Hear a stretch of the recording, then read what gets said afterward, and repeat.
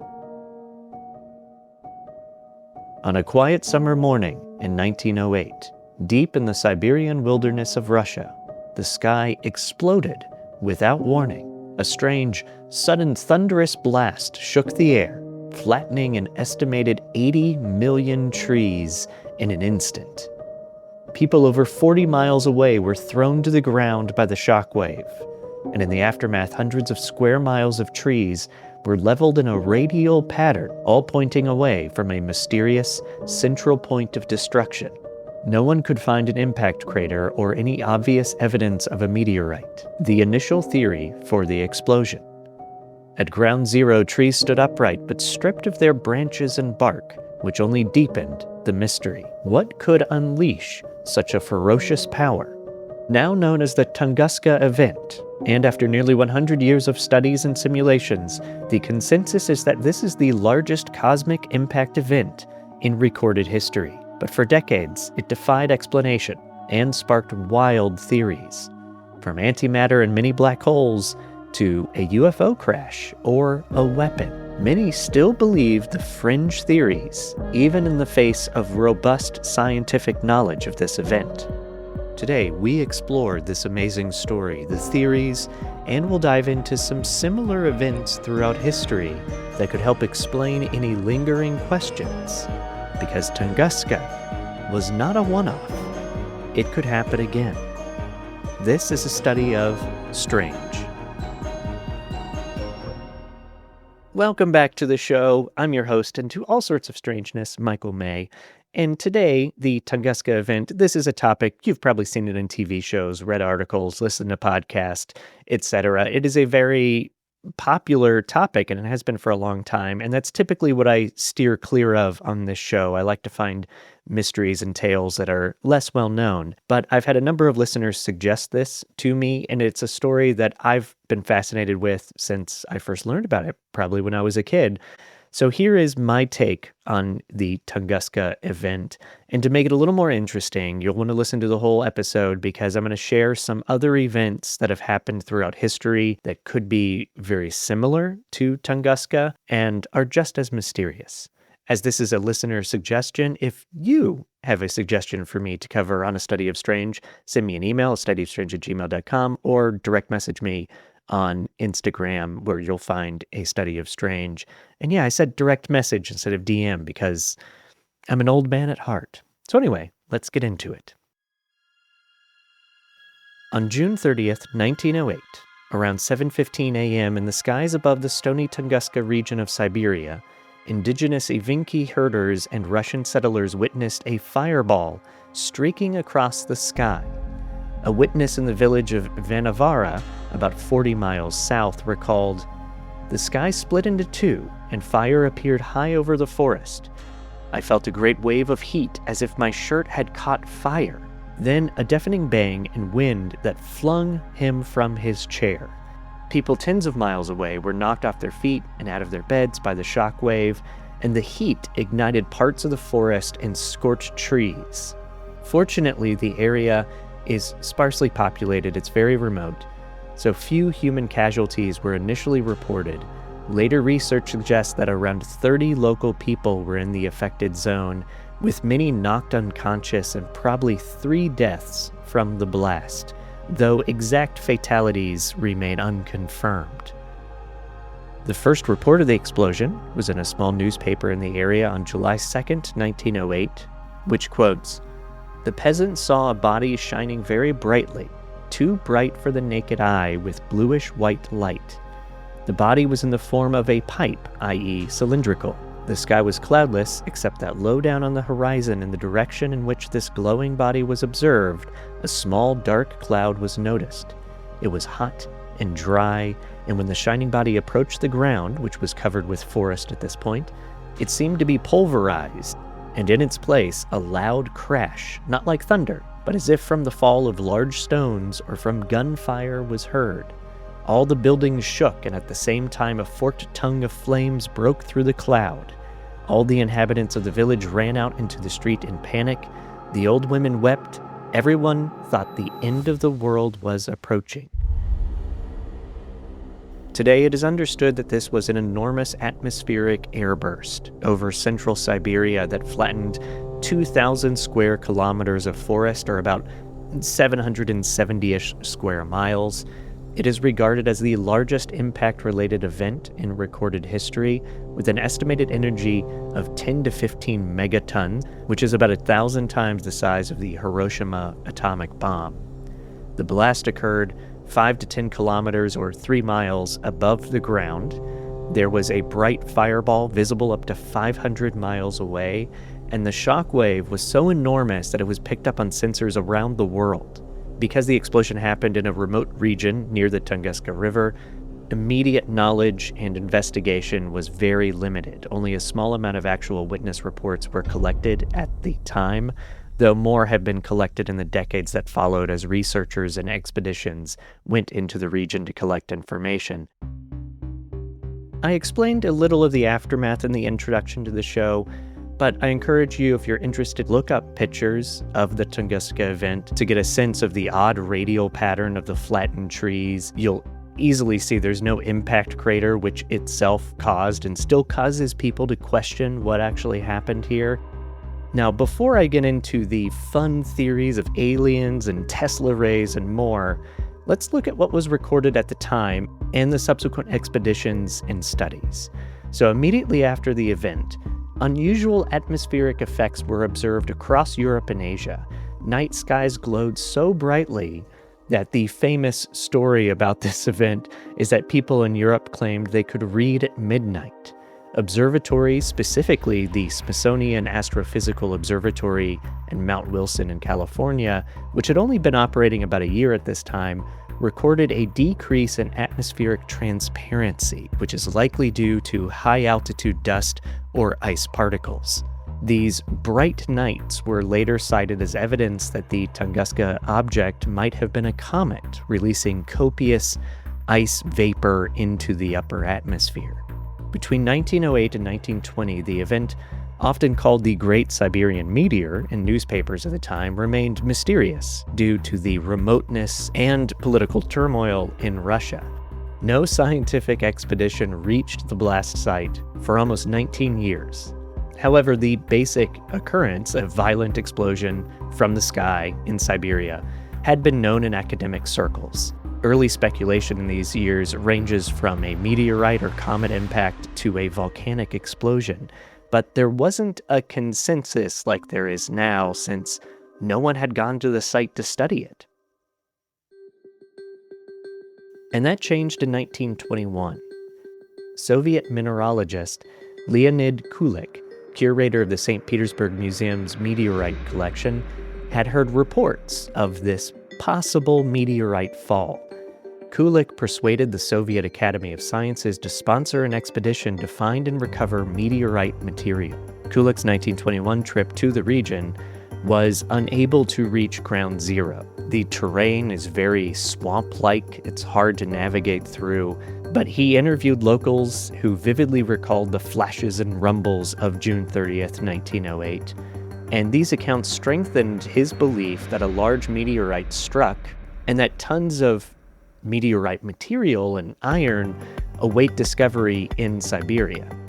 And this trip is when a lot of official witness accounts were first collected. Kulik finally reached Tunguska Ground Zero in the spring of 1927. He was astonished by what he found: an epicenter with no impact crater, but a vast zone of destruction. He estimated 80 million trees had been flattened radially, all lying with tops pointing away from a central point.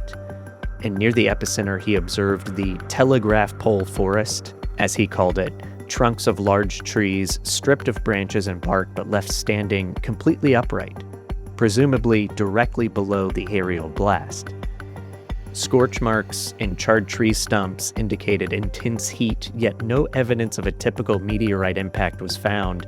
Kulik initially suspected the meteor's remains might be buried in the swampy ground, and he noted several circular peat bogs and even drained one of them, only to find an old tree at the bottom, proving that it was actually a natural bog and not a recent crater. And he found no meteorite fragments. I do believe, and feel free to correct me if you know, but this is when the first photographs were taken of the site, nearly 20 years after it happened. The next decade saw subsequent expeditions. Kulik himself returned 3 more times and helped conduct aerial photography in 1938. Throughout, Kulik remained convinced that a large meteorite exploded or hit the ground, and he searched unsuccessfully for a large iron mass or fragments. By the late 1930s, the working theory was shifting towards an atmospheric explosion or airburst, as they're called, rather than an actual ground impact, which explains the absence of a crater or sizable debris. Between 1958 and 1961, Soviet scientists continued investigations. These teams sampled soil and the peat layers. They discovered microscopic spheres of silicate globules, it's hard to say, embedded in the soil and in resin from trees containing nickel and other elements indicating extraterrestrial origin. To be clear, when you hear that phrase, extraterrestrial origin, if you're like me, you immediately think aliens. This does not mean aliens. This just means a cosmic airburst, so a meteor or a comet. And scientists also wanted to make sure that they were claiming extraterrestrial origin because that means it's not a volcano. So, all of this is to say, in layman's terms, a giant space object entered the atmosphere. It's burning up as it's traveling, and it explodes about 3 miles above the ground with a force 1,000 times the bomb at Hiroshima. That all being said, more exotic theories emerged, and it's time to dive into those. And I'm going to start with a mini black hole. In 1973, 2 physicists from the University of Texas, A. Jackson IV and Michael P. Ryan Jr., suggested a mini black hole passed through Earth, entering in Tunguska and allegedly exiting somewhere in the Atlantic Ocean. They proposed that a primordial black hole of asteroid mass could release 10 megatons of energy as it zipped through the atmosphere. While it was proposed by very smart sciencey dudes, this theory has some problems. First, there is no widely accepted evidence or theory that tiny black holes even exist in the universe. Additionally, there are no records and no evidence at all of the exit wound, so to speak, of this black hole traveling through the Earth. Lastly, I read a comment about this theory that said that if these mini black holes are real and they traveled through Earth, it would actually have torn the Earth apart. The next theory to discuss, and this will be my brother's favorite one, is a UFO crash. Looking at the scale of this event and the strange details of fireballs hurtling through the sky and exploding, many people started to embrace an idea that the explosion was caused by a UFO crash. An alien ship could have technology or fuel on board that could cause a massive explosion of such a size.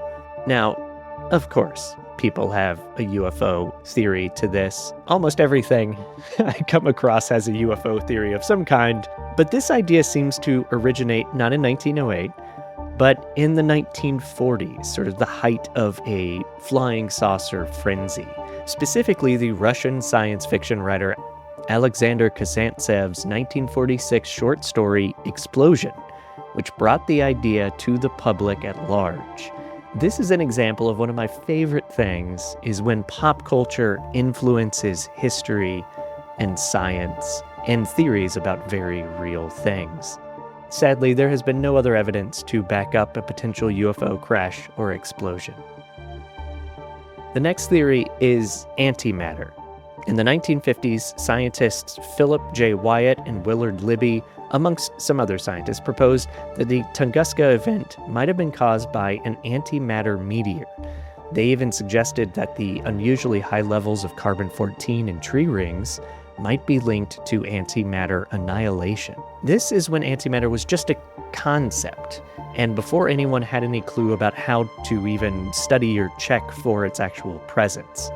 Now, I have never heard of the possibility of an antimatter meteor until I was researching this story, nor do I have my head quite around the basic understanding of what that is. So to help me explain this, here's what good old Wikipedia has to say about it. Antimatter comets and antimatter meteoroids are hypothetical comets and meteoroids composed solely of antimatter instead of ordinary matter. Although never actually observed and unlikely to exist anywhere within the Milky Way, they have been hypothesized to exist, and their existence, on the presumption that hypothesis is correct, has been put forward as one possible explanation for various observed natural phenomena over the years. In terms of this theory, though, technology to scan for evidence of antimatter has been developed, and background radiation levels at Tunguska are not in alignment with the theory. Next, a weapon. This theory still circulates. And I say that having read so many articles and posts over the last few days researching this story of many people that still very much believe that this happened because of a weapon. Some think it was a Soviet nuclear weapon. First, I'll quickly debunk that because the Soviet Union did not exist in 1908. Second, nuclear and atomic bombs we weren't even close to understanding what that even meant. So if a government had a weapon that created this kind of destruction at Tunguska, history just would be very different. But that's not the most interesting weapon theory. My favorite is that Tunguska was caused by a weapon invented by Nikola Tesla, aka the Tesla death ray. At almost the exact same time as this explosion, Nikola Tesla was experimenting with the Tesla coil and wireless transmission. Tesla theorized that the Earth itself would conduct electricity with what he called terrestrial waves. And it's during these experiments that something happened, or so the theory goes. An accident, perhaps, that caused a massive release of electrical power, causing the explosion above Tunguska. Or a sibling to this theory is that Tesla was building a weapon specifically. And the press generally was calling this the death ray, and some reports talked of a wireless torpedo called the teleautomaton. I think I said that right.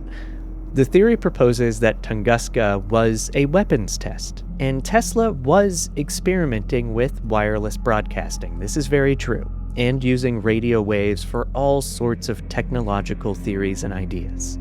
In his later years, Tesla claimed that he created a weapon that could shoot energy and hit planes over 200 miles away. However, there are no witnesses to this weapon, to a prototype, and zero evidence of it ever being built, let alone was it something that could actually have had the strength and force of the Tunguska Event. Even the way he described it, it wasn't even near that. Despite this, there are many articles and claims that Tesla had a death ray. Not to repeat myself too much here, but all of these claims and all of these stories, they're all fascinating, they're all amazing, they all have so many specifics that you cannot validate or confirm or back up, but they're all fascinating. And so much so that I should do an episode of this show just about this topic. And as much as I don't believe that he built a death ray, and I don't believe Tunguska was because of Tesla, I bet there's more to this story that is true with him working on weapons. It just seems like something in that world had to have been going on, you know? Anyway, that's for another episode. I'm going to end my theory section here on the least exciting theory, but it needs to be discussed because it was a main theory for a long time, and that's that this could have been a natural gas eruption or a volcanic-like event. But there's been so many studies now over the years that we really know that that is not the case. All of the evidence points to a cosmic origin, and the volcanic idea is just a very quick debunking. Tunguska, while it is unique, and it is the largest event of this kind in recorded history, it is not the only large-scale atmospheric explosion or impact event. Other similar strange incidents have occurred. These events prove cosmic encounters with Earth happen, that they're dangerous, and that they will happen again. So I'm going to turn to some similar events throughout history. In March or April of 1490 in Qinyang, China, there are chronicles and reports and some writing of the sky lighting up and becoming very hot, and explosions and stones falling like rain. Some records say that tens of thousands of people were killed though official histories omit the actual casualty figures. This is believed to have been a meteor shower or series of bolide explosions in the atmosphere. The exact nature of this is obviously unconfirmed due to limited data being from so long ago, but it definitely has similar qualities to the story. Going back even further than that, in 1650 BCE, Tal el-Hammam, a Bronze Age city in the Jordan Valley, was allegedly destroyed by extreme heat and a blast from the sky. There are no written witness accounts, but there is archaeological evidence, and excavations allegedly show mud brick walls sheared off, pottery surfaces melted into glass, and human remains fragmented as if exposed to incinerating temperatures and shockwaves. Nearby cities also collapsed right around the same time. A cosmic airburst, like Tunguska, is the leading hypothesis. Researchers propose a meteor exploded at low altitude over the Jordan Valley. A quick note on this event. This one does need a lot of ongoing research. Apparently there was only one paper published claiming about this evidence, and the scientific community is sort of pushing back on it, saying the data isn't presented correctly or collected correctly or something like that. So they want more research into the event, but it's still worth notating because it does share, at least on the surface, a lot of similarities with the Tunguska event. A catastrophic explosion occurred on May 30th, 1626, above Beijing, and reportedly killed 20,000 people. According to the stories, the sky was clear, and then very suddenly there was a loud roar and rumble, and it gradually reached the southwest of the city, followed by dust clouds, the shaking of houses like a shockwave, and then a bright flash or explosion, which contained a great light, followed by another huge bang. The stories say that about 1.5 square miles was just completely destroyed and flattened, and homes were torn apart and trees were actually uprooted and thrown into the air. If this event is true, and I do believe there is some truth to it, it shows the amount of destruction that can happen from an event like this when it's over a populated area. Now, jumping back to the 20th century, in August of 1930 in the Amazon basin in Brazil, a likely meteor shower or airburst happened over the jungle. Missionaries reported 3 loud explosions and seeing fireballs, and people were frightened. There is little contemporary documentation, but this was discovered in records decades later. No crater has been found. However, tree damage and witness reports suggest a small asteroid broke apart in the atmosphere and exploded above ground.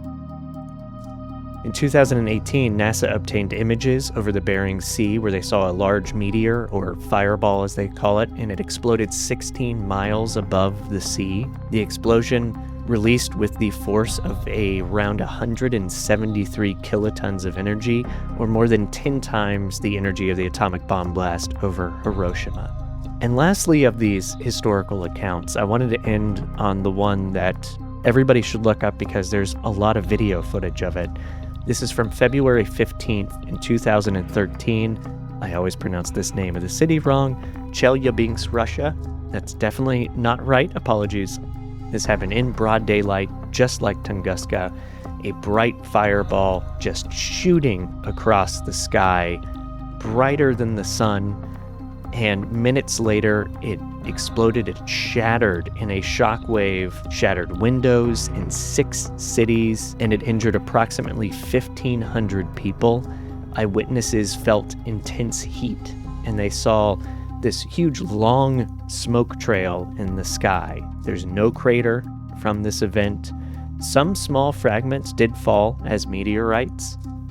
And as much as this explosion was huge, and it's worth watching the videos if you haven't seen it, and it injured 1,500 people and caused destruction, it was still a very scaled down version of what happened in Tunguska in 1908.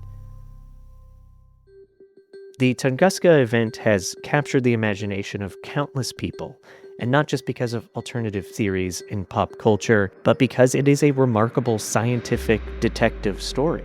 Even since I first started learning about the story back in the 90s watching TV, I feel like our understanding of it is just so much farther along than when it was. And Tunguska is still studied across all sorts of disciplines, from astrophysics and geology to archaeology. It is estimated an event of this size, a cosmic event of this size, happens every few millennia. I've also read that it could happen every 200 to 300 years. And that's scary. This is actually a scary story because we don't have control over an event like this happening. And if it happens over a place that's not remote, it can do a lot of damage and kill a lot of people. And in a way, it kind of helps me understand our humble place in the universe. And that'll do it for this episode. Thank you so much for listening to A Study of Strange. If you're new to the show, take a quick second, hit that subscribe button, leave a rating and review. It goes a long way to helping us out. Until next time, thank you and good night.